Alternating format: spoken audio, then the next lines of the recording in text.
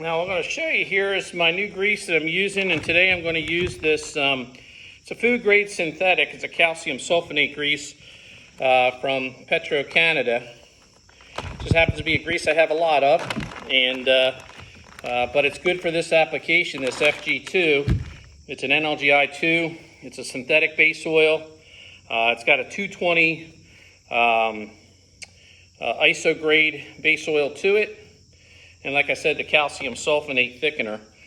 So I'm going to take that plastic cap off, and I'm going to load that into my tube because I've already pulled down the plunger here. And then I'm going to pull off this pull tab, and that's going to expose that grease that's been sealed in there. Now the question would be, or the thought would be, well, that's going to be clean grease because that's new grease.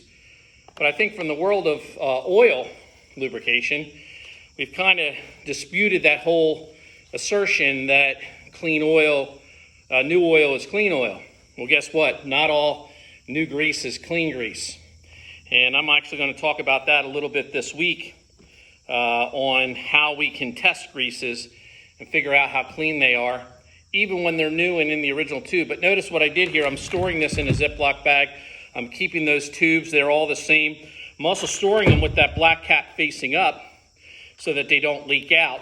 And it's going to keep that tube clean right up to the time that I use it. But still worthwhile taking a grease sample once in a while of your new supply of greases, testing them for particulate moisture levels to see how they are before we ever put them in the machine or even put them into our grease gun. So I've gone ahead and tightened that on. Let me get my other glove back on. Get that good and tight on there.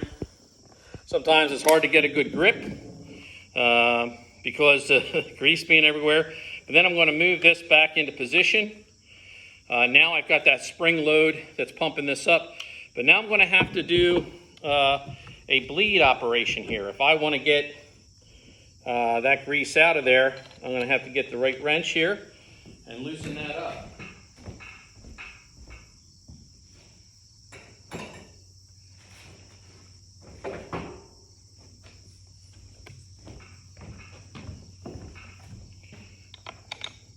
Yeah, it's still a little big, my wrench.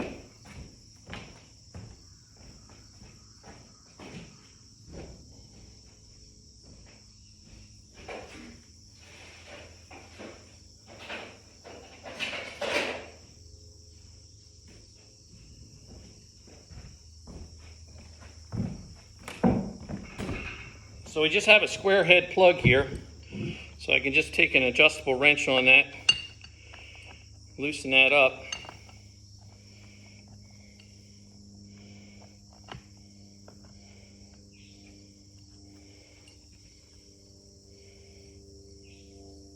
When I do that, I can almost hear grease moving a little bit there.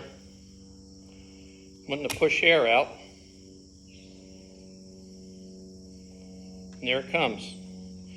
So that's allowed me to purge the air out of the head section. I'll get that back in place and tighten that up. And then I should be in business to start pumping. I may have to loosen it again sometimes, just after that piston starts to move the grease around a little bit.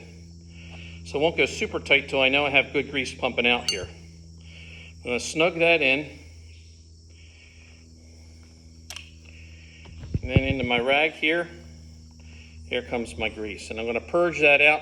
And sometimes even when you're doing a good cleaning of your grease gun, you're going to find some of that old grease. And if it's a different color, you're going to see it when it comes out. So you want to get it good and purged. Get that new grease coming out before you're ready to put that into your machinery.